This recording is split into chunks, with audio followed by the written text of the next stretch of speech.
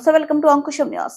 తాము అధికారంలోకి వచ్చిన తర్వాత రాయదుర్గం ఎమ్మెల్యే కాపు రామచంద్రారెడ్డి అవినీతి అక్రమాలపై విచారణ జరిపించి 6 నెలలు అతనితో జైలు ఊచలు లెక్క పెట్టిస్తామని మాజీ మంత్రి టీడీపీ పోలిట్ బ్యూరో సభ్యులు కాల్వ హెచ్చరించారు. మంగళవారం ఆయన కనికల్లు మండలం హనకనహాల్ గ్రామంలో విలేకరులతో మాట్లాడారు. 4.5 కాపు అవినీతి అక్రమ పాలనను చూసి వైసీపీ అధిష్టానమే వణికిపోతుందన్నారు. వైసీపీ ఎమ్మెల్యేలు 151 మందిలో ఎవరికి రానంత అపఖ్యాతి చెడ్డ పేరు కాపునకు వచ్చిందన్నారు. రాయదుర్గంలో మళ్లీ అతనికే టికెట్ కేటాయిస్తే తన చేతిలో ఘోరంగా ఓడిపోతాడనే పక్క సమాచారం వైసీపీ అధిష్టానం వద్ద ఉందన్నారు. తాను 25 ఏళ్ల కిందటే ఎంపీకి రాయదుర్గానికి ప్రజాప్రతినిధిగా సేవలు అందించానని కాల్వ గుర్తు చేశారు. అప్పట్లో బళ్ళారిలో గుమస్తాగా పనిచేసుకుని బతికిన కాపు ఇప్పుడు అధికారమంతంతో తనను తులనాడుతున్నాడని మండిపడ్డారు. తన 5 ఏళ్ల పాలనలో ఒక్క అవినీతి కూడా చేయలేదని కాల్వ స్పష్టం చేశారు. తాను చేసిన అభివృద్ధి అడుగడుగునా ప్రజలకు కనిపిస్తుందన్నారు. రాయదుర్గానికి ఉపయోగపడే ఒక మంచి పని కూడా చేయలేదని అసమర్థ దద్దమ్మ కాపు రామచంద్రారెడ్డి అన్నారు. కనికలు చెరువులో 2 కోట్ల అవినీతి ఎక్కడ జరిగిందో దమ్ము ధైర్యం ఉంటే నిరూపించాలని కాల్వ సవాల్ విసిరారు.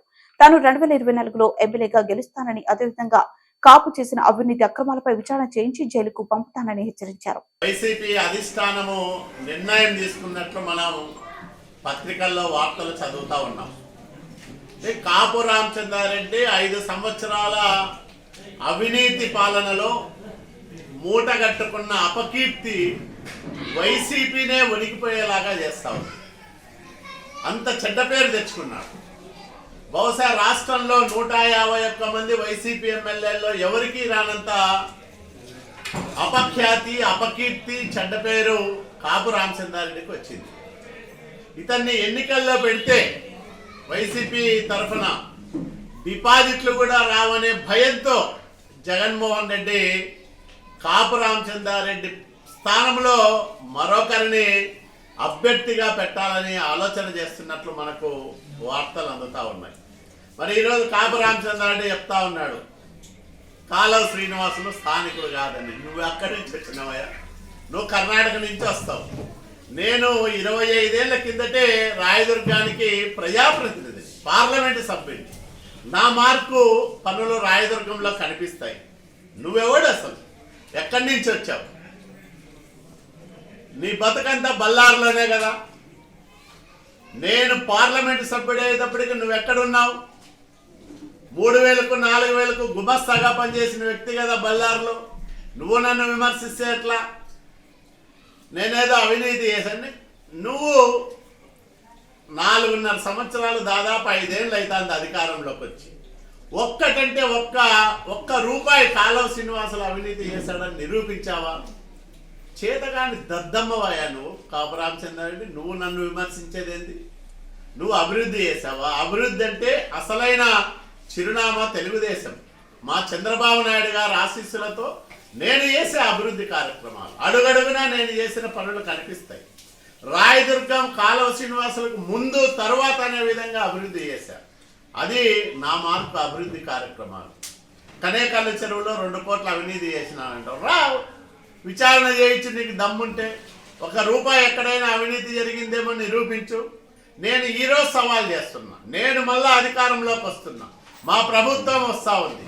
ఖచ్చితంగా నువ్వు చేసిన అవినీతి పైన విచారణ చేపిస్తా. కాపు రామచంద్రారెడ్డి కాపాడుదారు, నిన్ను జైలుకు పంపించకపోతే అడుగు. నేను ఆ ఆరోపణలు, నేను చేస్తున్న ఆరోపణలు నిరూపించడానికి నా దగ్గర సాక్ష్యాలు ఉన్నాయి. నేను ఆషామాషిగా మాట్లాడలేను.